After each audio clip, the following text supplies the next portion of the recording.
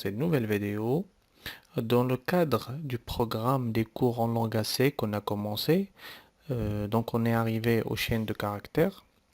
Les chaînes de caractères ils sont très importants dans le langue AC. Donc ils sont vus par le langue AC comme un tableau de chaînes. Donc le type c'est char. Par exemple, on veut déclarer par exemple une chaîne de caractères de 10 éléments.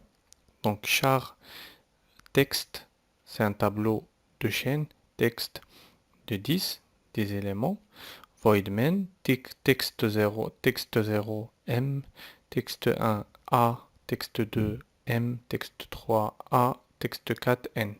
Donc je veux déclarer une chaîne de caractères maman dans un tableau. Donc il y a deux façons de le faire. Donc la première, c'est comme vous voyez sur l'écran. Et la deuxième, c'est la suivante. Donc char, par exemple, char texte de 10 est égal à maman. Donc le tableau de 10 cases, il va être rempli par la chaîne de caractères maman. Bien sûr, il faut faire la différence entre la taille du tableau et les éléments qu'on va mettre sur le tableau. Toujours la taille, il est supérieur aux éléments qu'on va mettre. Par exemple, texte 10, donc il y a 10 la taille c'est 10 cases de type chaîne de caractères. On va remplir que 5. Voilà, et les autres cases, ils vont être vides. Voilà. Donc ça, c'est la deuxième méthode pour remplir le tableau. Comment affecter une valeur à une chaîne de caractères? Donc, pour les entiers et les réels, par exemple, on peut déclarer un entier, par exemple A, et on peut affecter la valeur 2. Par exemple, A est égal à 2, point virgule. Donc, la valeur 2 est stockée dans la variable A. Pour les chaînes de caractères, c'est un petit peu différent. Donc, c'est interdit de mettre ou bien d'affecter une chaîne de caractères, par exemple au tableau texte. C'est interdit d'affecter une chaîne de caractères. Donc, comment on va résoudre ce problème d'affectation? Donc, il y a des fonctions et il y a des codes qu'on va utiliser pour le traitement des chaînes de caractères. Dans notre cas, on va inclure les headers, les en-têtes, stdio et string. Donc, include string.h, donc il contient toutes les fonctions de traitement des chaînes de caractères, à savoir copie, comparaison. Donc, on va les voir après. Donc, void main, strcopy. Donc, la fonction strcopy, il va jouer le rôle d'affectation. Donc, texte maman, on va copier maman dans texte, dans le tableau texte. Et on aura par conséquent dans notre tableau la chaîne de caractères maman. Donc, printf, bien sûr, pourcentage S, parce que c'est chaîne de caractères, texte. Donc, dans texte, on va avoir, là, dans le tableau texte, on va avoir la chaîne de caractères maman. Donc, la fonction, le mot-clé, c'est strcopy. Voilà. Donc, la manipulation des chaînes de caractères, on a deux tableaux primordiaux et essentiels pour la manipulation des chaînes de caractères.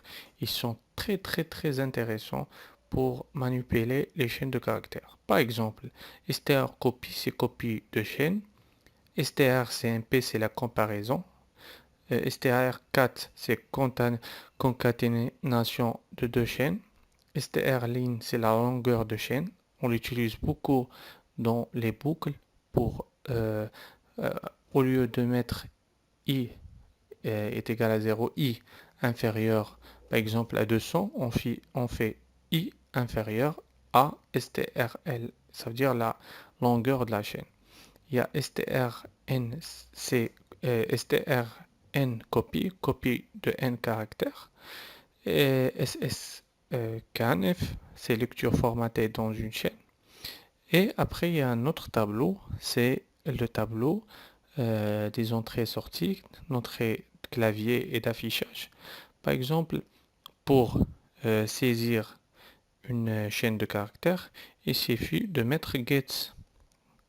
Donc pour bien sûr l'affichage, il suffit de mettre pots.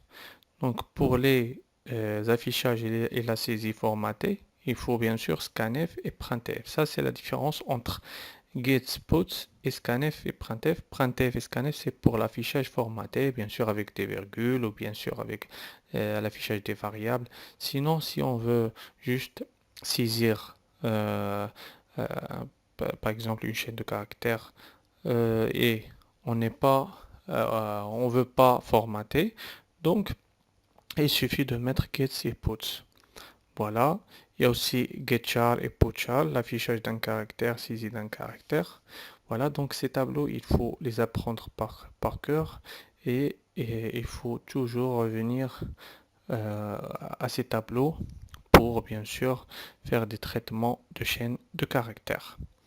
Donc maintenant, un exercice corrigé dans lequel on va voir toutes les fonctions de traitement et on va voir bien sûr les boucles. Donc, par exemple, j'ai un tableau de 10 éléments, la taille du tableau est 10 et j'ai un tableau de 4, 7 éléments. Voilà, donc voiture. Donc, il est rempli avec voiture. Voilà. L'exercice, on veut supprimer la lettre T. Donc, c'est ça l'exercice. Après, il faut décaler les autres lettres vers la gauche. Donc, pour ne pas avoir une case vide. Donc, il faut décaler les autres lettres. Donc, l'exercice, c'est supprimer une lettre, par exemple T. Sinon, on peut supprimer I ou bien n'importe quelle lettre. Donc, on va ici dans cet exercice supprimer la lettre T et on va décaler les autres U, R, E. On va les décaler vers la gauche pour ne pas laisser une case vide. Donc, le principe, il est très simple. Donc, la taille du tableau, c'est 10. Donc, on va supprimer la lettre T. Après, on va faire un décalage vers la gauche pour ne pas laisser la case vide. Voilà. Et donc, on aura comme résultat le tableau suivant, voie URE. Donc, sans T et avec les 4 cases vides à droite. Voilà. Donc, maintenant, on va faire la compilation dans le logiciel diff. Donc, le programme est le suivant. Donc, il faut toujours les déclarer et mettre les en-têtes. stdio, stlib, qui contient les fonctions get, printf. Et il y a les fonctions string qui contient les fonctions de traitement, bien sûr. Donc, il faut toujours les déclarer.